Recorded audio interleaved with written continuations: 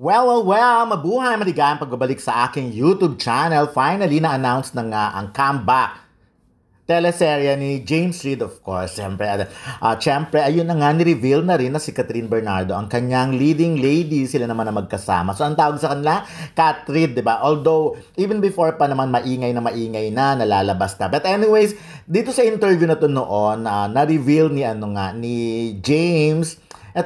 Medyo na rin to, hindi ko talaga dinidit to para dito. Kasi, nireveal niya, nagagawa siya ng teleserye na magbabalik acting na siya. Kasi alam naman natin, si James, medyo nag-focus talaga siya sa di ba? Sa pagkanta, pag-handle ng, yun, yung kanyang, kumbaga yung talent management, yung mga ganon. So, at syempre yung international ng market ang tinarget naman niya. But this time, so sabi nga namin sa kanya nung time na ito, sayang naman kasi marami naman talaga ang nag-aabang. Pero at nung time na to, sinasabi ko, ang question namin ay kung magkakaroon ng comeback ang JD and of course, Janine, James Reid and Nadine Lustre, yon. So, nag-comeback yon. So, parang wala sa idea niya. Yung reaction niya at that time, parang smile lang. Pero inamin niya na tatlong kapamilya, stars, ang pinitch sa kanya nung time na nakipag-usap siya sa Dreamscape. So, tatlo doon. Hindi ko lang alam na klaro kung yung tatlong yon pagsasamahin in one teleserye or isa-isa, bawat teleserye. Kasi hindi lang naman isang teleserye ang gagawin niya, sabi niya. And of course, gagawa rin siya ng pelikula. Kasi ako, I'm happy sabi ko naman sa kanya, marami ang nanghihinayang talaga na hindi siya, na hindi siya gumawa ng teleserye, ng acting project ng matagal. So, I think it's about time. Pero dahil sa naglabasan na nakita niyo naman, Danielle and Nadine na ngayon. They were asking dahil meron na daw Catherine at James, so sana daw meron din Danielle at Nadine. And why not, di ba? So, nakita nyo naman na nakakatawa nga yung reaction ng mga netizens, ng mga fans. Kasi syempre, alam naman natin before, parang kinukumpara lagi si Nadine at si Catherine. So, parang sinasabi na medyo malaki yung resemblance nila, di ba? So, parang kaya nung nagpartner si Catherine kay James, yung mga naglaba sa mga pictures, parang ang tingin nila parang si Nadine. Although, of course, alam naman natin at this point, hindi na rin ganon. But anyways, ayun na nga. So hopefully, mapagbigyan din ang wish ng mga fans na Danielle naman and Nadine Lustre, diba? So, kayo ba? Sige nga, pakisagot nga dito. Comment down below kung ano ba ang reaction nyo sa tandem ng James Reid and Catherine Bernardo. And of course, if ever, yung Danielle Padilla and Nadine Lustre, kung approve ba sa inyo, kung gusto nyo ba talaga yon, kung bagay ba talaga. Kasi yung question naman dyan ay kung bagay. Pero ako, kung sa tingin nyo ba, talagang perfect move or nice move itong pagsamahin talaga si James at si Catherine, di ba? Kasi syempre, alam natin, mas maraming nag-aabang talaga ng James and Nadine, but hindi yun ang binigay ng Dreamscape. So, mas binigay nila tong bagong putahe. So, sabi nga dito sa project na ito, ipapakita talaga si Catherine na hindi siya for love team lang. Ako, dapat naman talaga iwasan na natin muna yung mga love team era like right now. So, mahirap for me, mahirap lang lagyan ng love angle itong dalawa. So, talagang project na lang ang papanoorin at tututukan kung gaano kaganda. Pero, in terms of Delulu, wish ko sa mga fans, sana hindi na ganon. So, kasi syempre, alam naman natin na si James ay super in love with Isa Pressman, diba? At syempre si Catherine, nachichismis din naman, although wala pa kasing mga matitinding pruweba or resibo kay Mayor. So, yun lang naman ang chika dito. So, eto kasi nung time na to, talagang, nung ini-interview, parang ramdam na ramdam namin yung pagmamahal ni James Reid kay Isa, diba? So, anyways, another topic yon. So, but this time, tingnan na lang natin kung magiging bongga rin ang resulta ng ito. Kasi ang mahirap kasi sa ngayon, sa totoo lang, walang ratings.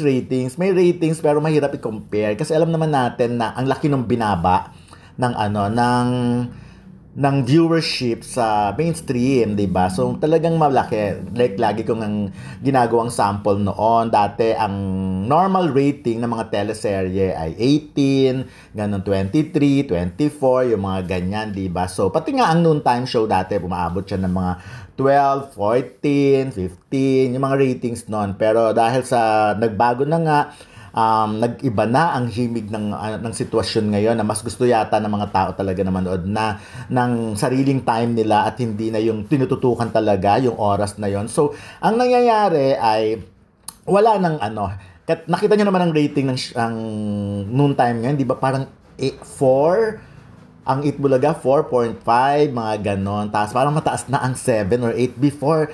Ano yan, lampasong-lampaso yung mga ratings na yon. Remember nung Aldab time, na ang taas-taas ng ratings ng ng Eat Bulaga nun?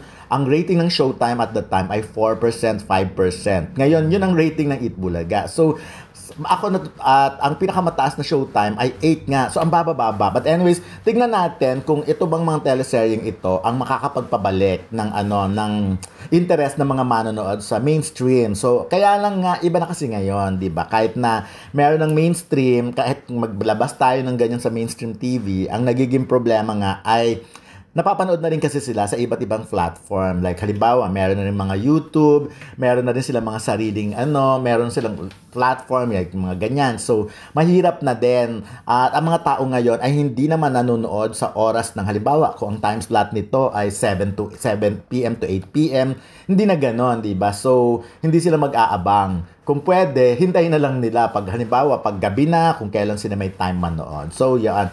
Eto dito natatawa kay James kasi ang interviewhan namin dito ay tungkol sa problema pa niya nun sa naging partner, business partner niya, na yun nga kinikwento niya na, and of course, yung nabenta niyang bahay, some 4 years ago pa pala niya nabenta yon, kaya ang dami-daming pera ni James, no, that's, at that time, parang magkano yun, 85 million or something. So, mayamang-mayaman si James Reid. At alam niyo si James, very siya mabait siyang kausap, sa totoo lang. Mayroon na mga na-antipatikon sa kanya kasi Inglesero yung bata. But the thing is, masarap siya. Minsan, sometimes nga, luminandiliit yung puso niya pag kino-compliment siya. Like, halimbawa may sinabi kang maganda sa kanya, parang natutunaw yung puso niya.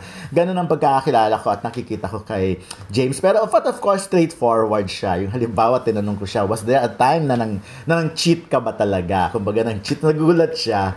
At sinabi niya nang cheat siya, pero sa card games, yung mga laro-larong games, at tropa-tropa lang daw yun, mga barkada. But anyways, going back, dahil umulan na sa issue na yon, bagay ba sina Catherine Bernardo at James Reid? So, pakisagot, comment down below. And of course, bagay din ba na magsama sila Danielle Padilla at Nadine Lustre? Kasi 'di ba, ang ganda sana nito. Ito talaga yung magpapabalik ng interest. Pero ako, mas gusto ko sanang sa pelikula sila gumagawa. Kasi syempre iba ang pelikula eh. Iba yung nagbabayad ang mga tao. Yung excite sila. Kasi alam naman natin ngayon, ang TV anytime pwede kang manood sa cellphone mo, yung gano'n, yung mga palabas, yung mga teleserye, lalo na kung ipapalabas sa mga Netflix or whatever.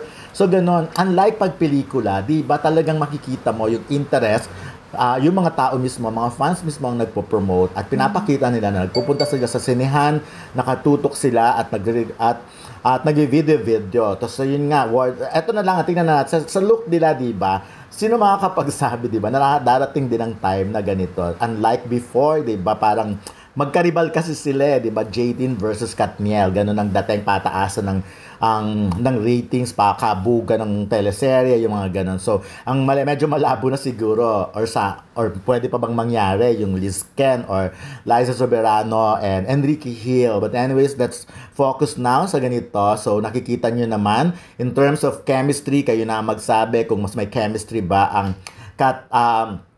Catherine and James or pwedeng-pwede rin ang Danielle at Nadine. Ako sa tingin ko, since pareho namang magagaling umarte ang mga babae, like for example, etong si Nadine and of course si Catherine, carry na nila yon, madadala na yun. Ako na-excite din panoorin, of course, pero syempre, storya pa rin na magdadala. Ganun naman ako, kung first few weeks na-excite ako, talagang tututukan ko. Katulad yan ng Incognito, first week pa lang na Incognito nung tinutukan ko, talagang tinapos ko siya.